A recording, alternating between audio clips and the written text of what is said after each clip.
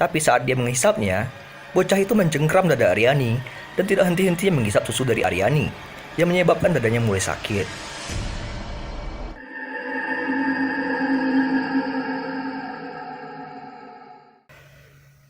Halo semuanya, kembali lagi nih di channel aku. Hari ini aku mau cerita tentang makhluk kecil, botak, dan penghasil uang secara instan nih. Udah tahu ya? Yah, tuyul. Pertama aku nggak tahu ya, ini makhluk terbilang sejenis jin atau sejenis setan.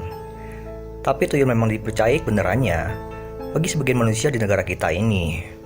Orang biasa menggunakan tuyul dalam pesugihan penghasil uang sebagai alat pencuri uang yang kasat mata.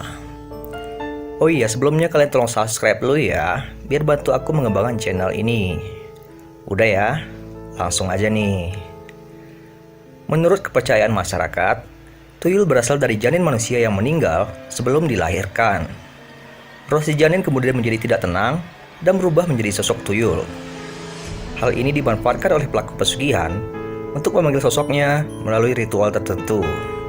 Ritual itu sekaligus menjadi perjanjian antara pelaku pesugihan dan si tuyul. Kebiasaan tuyul mencuri uang tidak terlepas dari keinginan manusia untuk menjadi cepat kaya secara mudah tanpa harus berusaha. Sifat malas dan licik manusia juga akhirnya menghasilkan makhluk tuyul ini. Makamujan, Tulungagung, Jawa Timur sangat dikenal sebagai tempat orang melakukan pesugihan tuyul. Ada sebuah kisah pesugihan tuyul yang cukup terkenal di daerah ini. Dikatakan namanya Aryani. Di zaman yang serba materialistik, orang terkadang melakukan apapun untuk menghasilkan uang. Tidak peduli apa yang dilakukannya, halal ataupun haram. Yang penting baginya bisa hidup enak, mewah dan mudah. Aryani dikatakan terpaksa melakukan pesugihan tuyul karena sudah bosan miskin. Kakek neneknya miskin, bapak ibu miskin. Bahkan saat Aryani menikah, dia mendapatkan suami dari keluarga yang miskin juga. Yang lebih mengenaskan, suaminya ini pemalas dan suka main judi. Wah, ngenes banget ya. Aryani sering dibuat sakit hati oleh suaminya. Tidak hanya sakit hati karena tidak pernah diberi uang belanja, bahkan uang yang didapatkan Aryani dari bekerja pun masih direbutnya. Karena kesulitan uang inilah, Aryani kemudian mendatangi Kamujang di Tulungagung, Jawa Timur. Suatu malam, sehabis mengunjungi makam Mujang, Aryani bermimpi didatangi oleh sosok anak botak yang menangis dan meminta air susunya.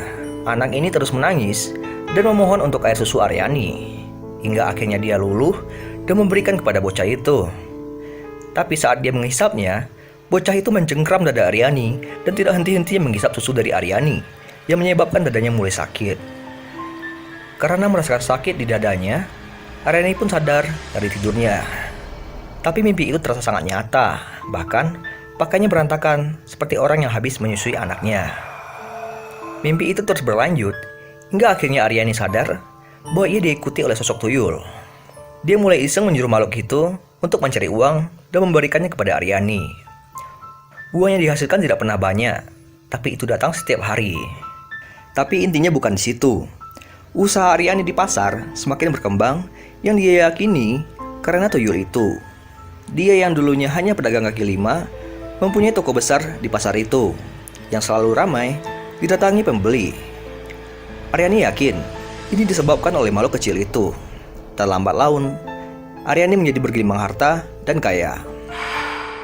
Tapi semua kekayaan yang didapatkan oleh Aryani tidak tanpa biaya dan akibat yang menyertainya.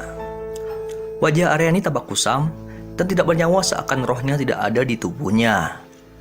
Tubuh Aryani menjadi sangat kurus seperti kayu kering, dan kulitnya tampak tidak sehat seperti orang yang sakit sudah lama. Hal ini mungkin disebabkan oleh si tuyul yang mengisap habis sari-sari kehidupan dari tubuh Aryani. Walaupun memiliki banyak uang untuk makan mewah dan sehat, tubuh Aryani tidak mencerminkan hal ini. 10 tahun sejak memulai pesugihan tuyul ini, musibah mulai mendatangi Aryani satu persatu.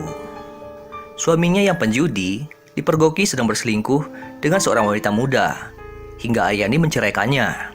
Kehilangan suami tidak terlalu mengganggu Aryani, karena dia memang tidak terlalu mencintai suaminya yang penjudi. Tapi suatu hari, kejadian yang menghancurkan hatinya terjadi. Anak lelaki satu-satunya yang dimiliki oleh Aryani meninggal dalam sebuah kecelakaan. Aryani sangat sedih dan putus asa akan kejadian ini. Semua harta benda yang dimilikinya kini tidak memiliki arti. Aryani tidak bisa menikmati harta benda karena tubuhnya sakit. Suaminya berselingkuh sehingga dia menceraikannya. Dan anaknya yang sangat disayanginya meninggalkannya untuk selamanya.